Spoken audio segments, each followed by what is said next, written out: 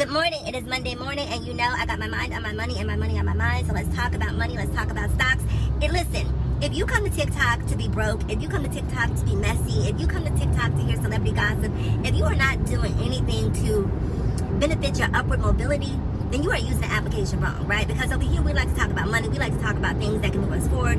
We're not in other people's businesses. We're not a business, or other people's relationships. I don't care about that nonsense. I don't care about who's dating who.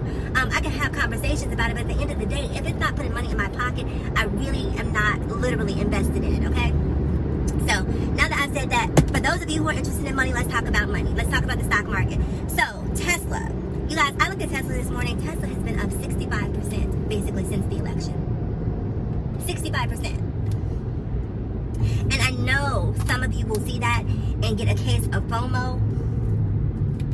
I'm not a financial advisor, so I cannot tell you what to do, but I'm telling you what I'm going to do, and what I'm going to do is sit on the sideline and watch, because that thing is going to pop, and when it does pop, it is going to be a hurting for all of those people who are not smart enough to get out soon enough. There isn't a reason for the stock to be this inflated right now. There isn't. There isn't.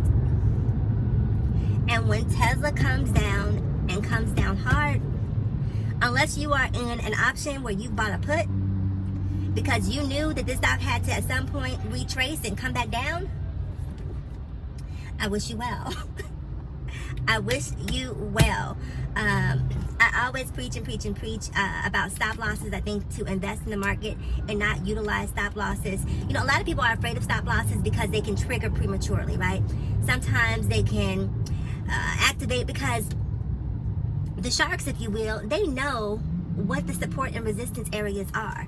And just simply based on calculating that, you know that if you allow a stock to go above this or this particular support or resistance, or below this particular support or resistance, that it's going to trigger a lot of people who automatically have stop losses set, right? Because a stop loss is an automated process.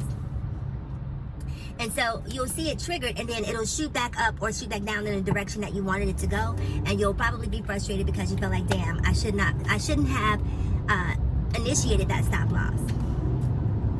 But I'm from the school of better safe than sorry, because when the stock, Tesla in particular, comes down, it's going to come down. It's going to come down hard, and there's no possible way that it's going to be able to maintain the trajectory that we've seen over the past couple of weeks. Since November 6th, it has been nonstop. We saw a little bit of a pullback, and it went right back up. So I don't know about you, but I know for me, I'm not touching Tesla. If you want to go ahead and you want to jump into Tesla, all I can say is do your research. I mentioned previously that I have been really interested in defense stocks. You know, the Boeings, Honeywell, Lockheed Martin, you know, stocks like that. So I did buy some Boeing over the weekend, and I have been turning a pretty decent profit on that. And it's not just about the defense stocks and geopolitics. It's also about the fact that Boeing has just taken a beating ever since, you know, doors started flying off of its planes, and it hasn't necessarily been able to recover from that. There have been, you know, news stories about quality assurance, and so they've had some really major hiccups that have been extremely public that have caused their stock to take a hit. So it's been in a downturn for quite some time, and what goes down must come up. What goes up must come down. A company like Boeing is an established company. It's not going anywhere, in my opinion, so I feel very comfortable investing in Boeing as a long-term investment. So I did get a couple of them, and even though I feel very comfortable, I'm still going to dollar cost average, because again, better safe than sorry. So I bought like 10 Boeings for now, and we'll see whether or not we want to add some additional Boeing stocks. So we're just gonna, you know, a couple here, a couple there, until, you know, we have enough that we feel satiated. Kava, you guys know how I feel about Kava. It has been on an upward trajectory over the last couple of days.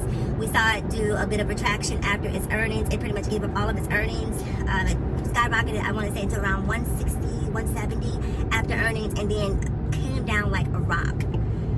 And but since then has been on a pretty solid upward trajectory. So I do have some Kava. I'm holding on to that, but I'm holding on to it with a stop loss in place.